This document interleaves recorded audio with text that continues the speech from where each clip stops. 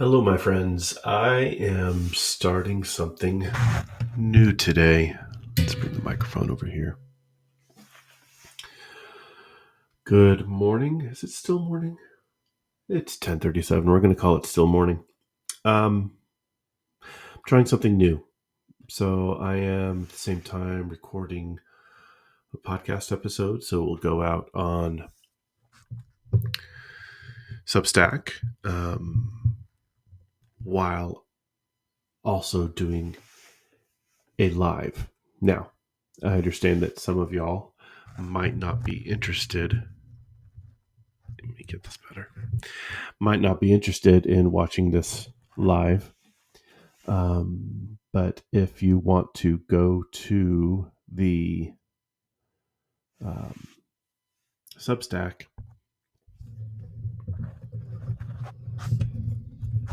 it's right here. See? And that is the reason why we test things before we go live. But you know what? Who cares? So, yes. So this is where I have not followed up on my end of the bargain. The last couple months have been challenging, to say the least, for me. I had relaunched the podcast in hopes that I would be able to jump back in, create content, be able to be present for kind of the new continuity, the new release of the Mindful Empath. And I hope this doesn't come across as strangely arrogant, but I was actually listening to those episodes again and really kind of just reminding myself, because I mean, I write most of that stuff out, but just reminding myself of what I was offering that was different. And then life happens. Um, I'm working full time as a sub, which does not, um, unfortunately, really take care of me financially. And I've been grateful to have friends and family that have significantly helped me out. And then I get into that shame spiral, you know, and many of y'all might really connect with that feeling. Like you say you're going to be present, you say you're going to do something, and then when you don't, it creates this dark corner that you go hide in. And it's easy to retreat into those corners and not let yourself be seen. And I find myself in that corner often. It not exactly depression, but maybe a little bit so. Um, just this overwhelming weight of frustration in how things have gone, anxiety for what's going to happen next, wanting to manage what's happening in here while also attending to the most important people in my life. And so, yeah, I relaunched the podcast, and then immediately it dropped. I didn't do anything with it. And so this is me coming back to that.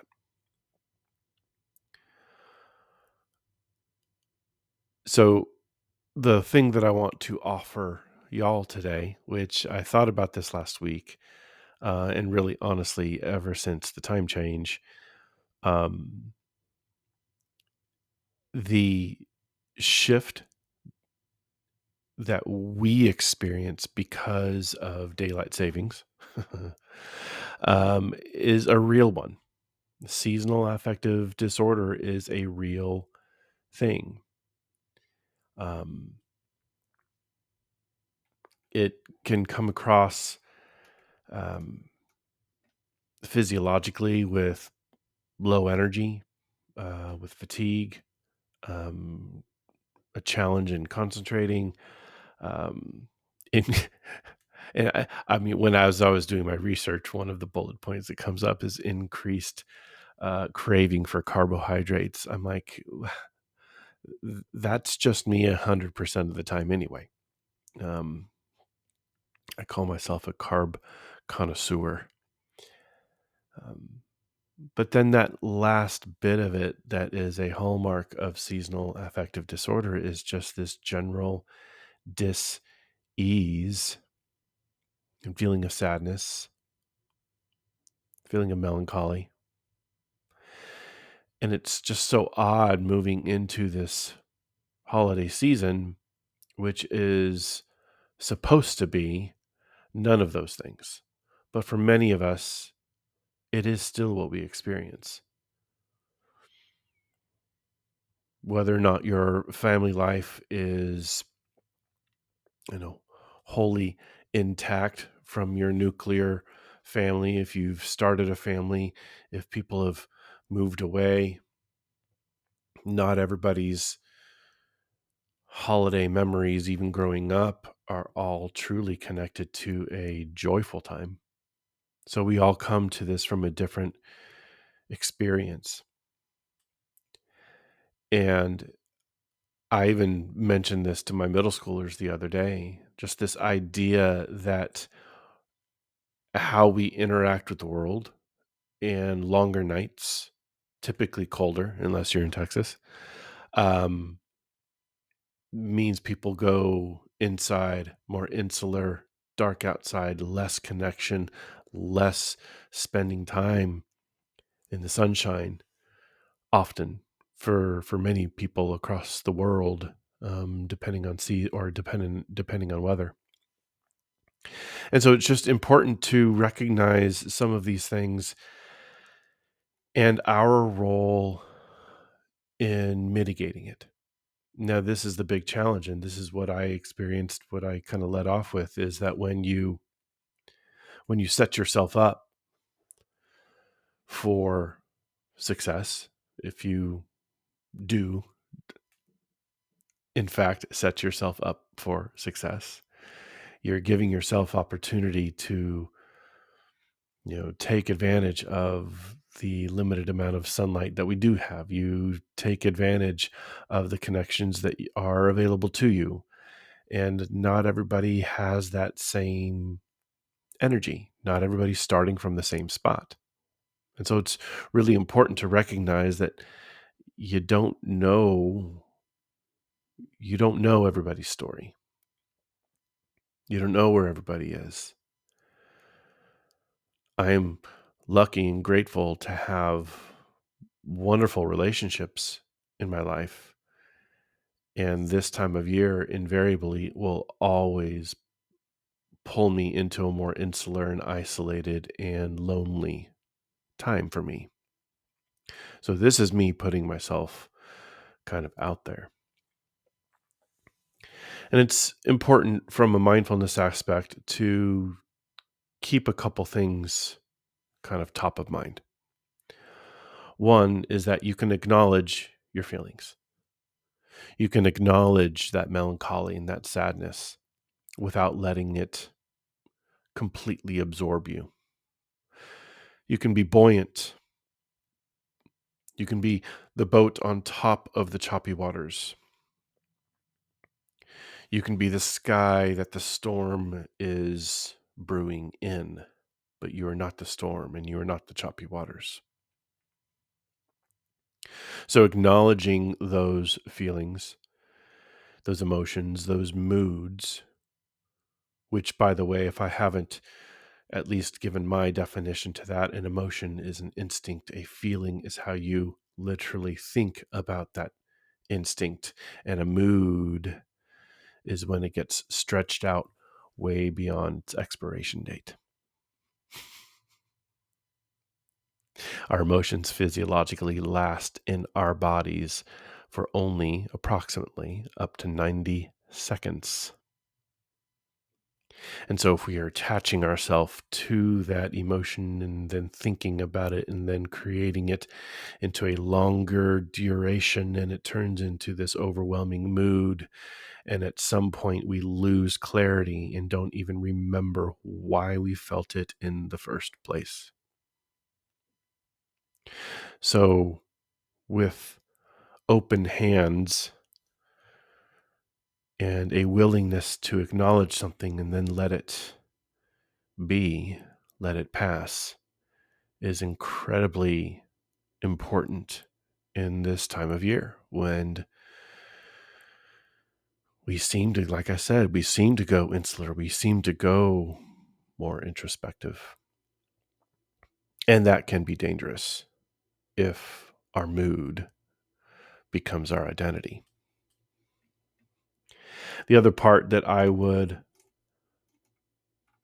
suggest is finding specific connections, whether they be at work, at school, in your neighborhood, and whether they be in person or virtual, but finding those small moments of light. When we exist in these longer nights and we are not able to soak up as much natural vitamin D, it is actually not a bad idea to increase that vitamin D supplement as well. But outside of the actual physiological part of it, find those moments and connections of life. Sometimes during the holidays, there is a pressure, maybe, to be joyful and social. I'm not suggesting that you posture yourself in a way that does not feel natural and to not be pressured into those moments where you feel like you have to be at 110% when you're really only feeling about 60. It's being honest with yourself and with the people around you. This time of year, there's a lot of grief for exactly those reasons that I just kind of outlined, right? Not everybody's family situation is the same. Not everybody gets that opportunity to see the holidays through that joyful lens. And showing a little bit of solidarity and empathy for those around you that might not have that same capacity to have the joy this holiday season. That solidarity in and of itself is a certain amount of joy. Really allowing yourself to connect with people.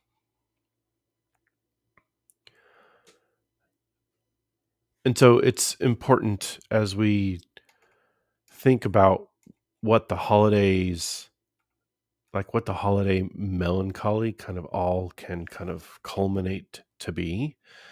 It's important to recognize all the layers that are there. I mean, I know I'm going to this holiday. I have not seen my twins in a couple years now. They're freshmen in college, and I have not had the chance or the finances or the opportunity to be able to go and see them. That saddens me. I know because of my financial situation, this Christmas is going to be very limited in regards to how I can show up from a gift perspective. And maybe in a later episode, we can talk about the gift of presence, the gift of awareness with the people around you. And yeah, that might sound cheap. And the good thing is that it is truly inexpensive, but it is also some of the most beautiful things that you can do. What moments can you capture? What can you do with the people around you that is going to be so much better than getting the next gaming console, phone, or even books? Now, don't get me wrong. I love me some books. We are going to be confronted with those things that we might consider triggers from here on all the way through the new year. And so, how do you manage those? So, I'm going to get a little bit practical here. And I'm sure you've heard this acronym before. And I am sure that I have actually used this acronym on this podcast at some point, but it's the STOP, STOP, STOP acronym. So, S is, of course, for stop. And if you are being triggered by any of those things that are a challenge to you or are confronting you, it's just asking you to hold back, to don't let yourself get carried away with that trigger in the moment, and implore you not to react immediately. Give some space to it. The T is for taking a breath. In all of the, at least in my experiences of how mindfulness has positively impacted my mental health, it really is that connection to breath.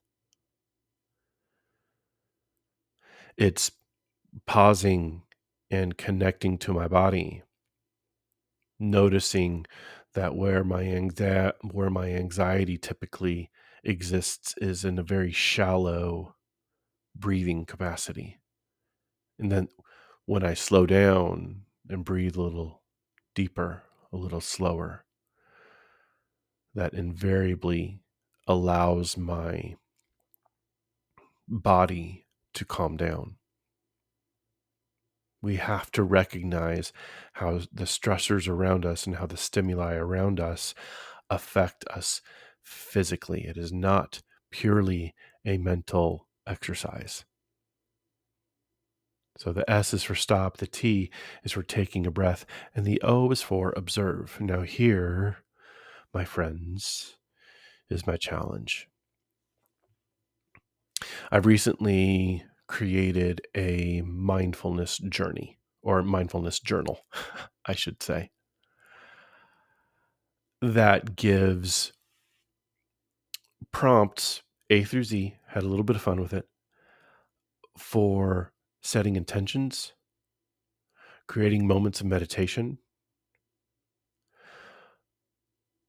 cultivating a creative practice, and moments of gratitude. Those four pillars are kind of the four pillars that I am kind of concentrating my mindfulness practice around.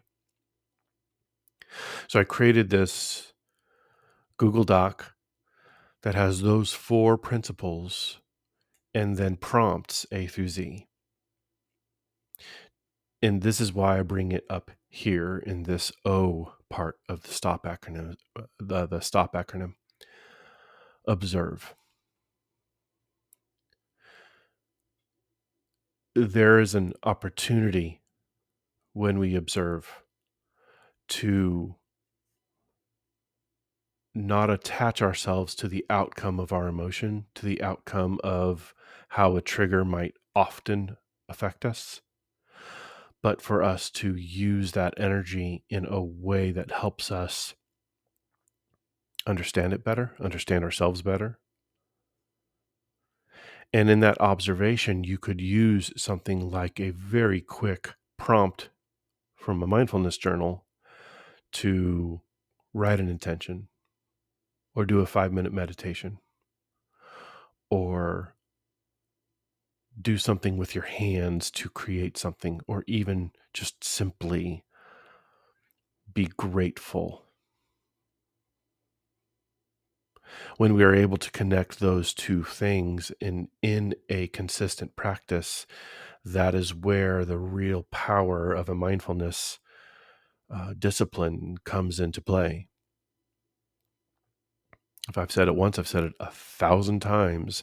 Mindfulness can be the most powerful thing that you can apply to your own mental health. And it is something that is not a break glass type of emergency practice. It doesn't work that way.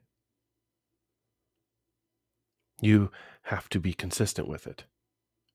You might have to, at times, have somebody come alongside you and talk to you about it. Have somebody that can kind of show up and see and observe and acknowledge the amazing and great and wonderful work that you're doing in order to encourage you to keep going. And that's what I do. That's what I would like to do more of.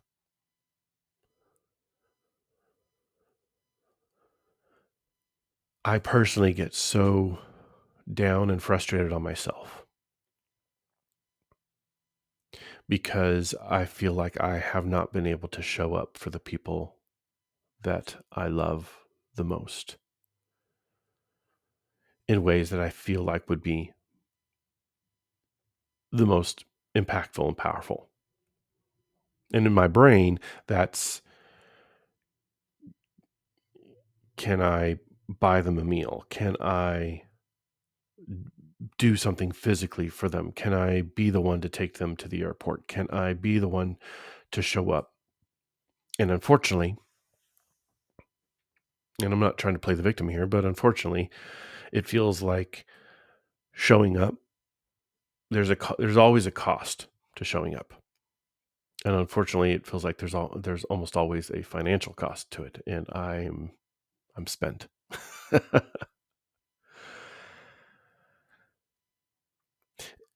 And so I'm just in that moment where how can I best help the people around me to show up and be the mirror, be a good reflection of what's going on within their inner and outer world, while being able to actually help and guide and empathize and coach and cheer you on. I guess that was a little bit of commercial in the middle of our conversation. This last part of stop. So stop, take a breath, observe, and then proceed. That sounds very simple, obviously, but my caveat to that is proceed mindfully. Recognize where the flow really is. Now, that might be a little bit of a woo woo kind of concept or word, but we are all confronted with challenges that we're either going to push through or go around. And don't get me wrong, there is a huge I would encourage people to push into things that feel resistant in order to really discover where your weaknesses are, what your feelings are. But everybody, this is where I think everybody has a gut instinct. And it is okay to recognize the interference of something and to find the flow around it. Does that make sense?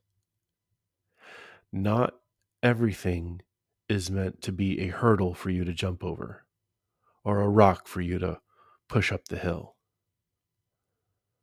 Sometimes you have to recognize those challenges and those obstacles and see where your flow is supposed to go, see where you are supposed to proceed to, and then you move around it. Now, we're not bypassing anything. We're not letting anything slide that we need to confront head on. But I trust that you know the difference. And I think that many of y'all do. And again, if you ever want to talk about those types of things, I'm available.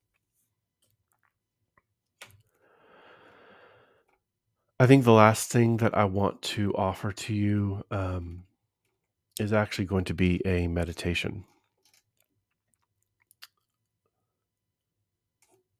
And actually, you know what? I'm going to do that in a separate recording so that the meditation can exist on its own outside of this podcast episode. So be on the lookout for a very short guided meditation that will be its own episode so people can find that quickly, and it's only a 5-minute thing for you to play.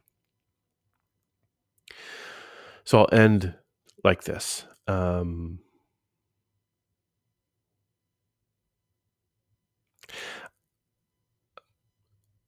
There's a connection. I'm not sure if I said this earlier or if I said this when I was thinking about this earlier, but there is a connection between perfectionism and procrastination. And believe it or not, when it comes to things like this, I do kind of have a weird perfectionist bent on it. Like if it doesn't look right, sound right, if I'm not fully prepared, then I'm not going to do it. Well, then guess what? Sometimes I just don't end up doing it, as is seen by me relaunching the podcast in August and then not doing another episode until almost middle November. Sometimes that's the obstacle you need to push through. Sometimes you just need to hit record. And there are going to be some people, maybe even in my life, that are looking at either the recording or podcast in Substack or on this live that I'm doing on Facebook, and are going to be like, he's rambling. He's rambling. I can't listen to this. He's rambling. And maybe that's fair. I don't know. I learned something just recently that kind of scared me, and I shared this with Brooklyn last night, and she was equally annoyed by it. Did you know that, and I'm not going to name any particular streaming company, but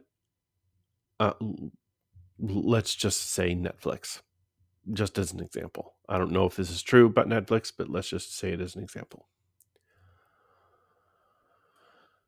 Did you know that there is this kind of common rule that they're now producing their content around that says that if you have too much detail, too much backstory, too complicated of a premise, now don't get me wrong, I guess premises can be too complicated, but the idea here is that they're dumbing down their stories in order to accommodate for the user that is going to be watching and on their phone or on their iPad.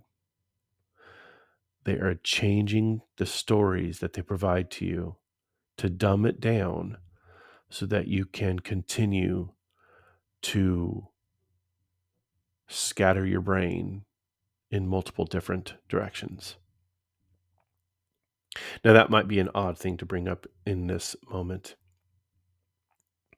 but the reason why I bring it up and my encouragement is that bring back long form anything, long form writing. Find some time to sit down, block out an hour, and put your phone or iPad in another room and read. Watch a movie with your family, and everybody's phones and iPads should be elsewhere, and enjoy the movie together. Read longer articles, eschew Instagram reels and TikTok for even a longer, even if it's just if it is a video, a longer video on something that you're fascinated with. Like, dive in head first and allow yourself to be taken with the current of the content of the moment. It's one of the reasons why, honestly, and I've said this a bunch too, like I have zero desire to be handcuffed to social media in order to let this to try to find a viral moment. Like, what is that even these days? Does it have to be like 5 seconds long? Sometimes I get really frustrated on the amount of energy that I put into doing something like this to find that nobody's listening because I don't know, is it too long? Is it too complicated? Okay, sorry, that sounded very poor me. I did not mean it that way. All right, I am already past 30 minutes. It's a little bit longer than what I expected it to be. I hope that more than anything, what you hear today is seasonal affective disorder, sad, yeah, exactly, is a real thing. There are things that you can do to mitigate it. And if you find yourself in a spot this fall through winter that you need somebody to show up and see you and to come alongside you and sit in solidarity and empathy, please let me know. You are not alone. All right, my friends, I am going to attempt to start doing this on Sunday mornings. Makes it a little bit easier to just set up and I can go live and I can record my podcast. And I hope this connects. I hope you found the time to listen to me ramble about things that I feel like are important. Okay, my friends, have a lovely week. Get yourself in the sunshine, drink some good coffee, and hug a friend today.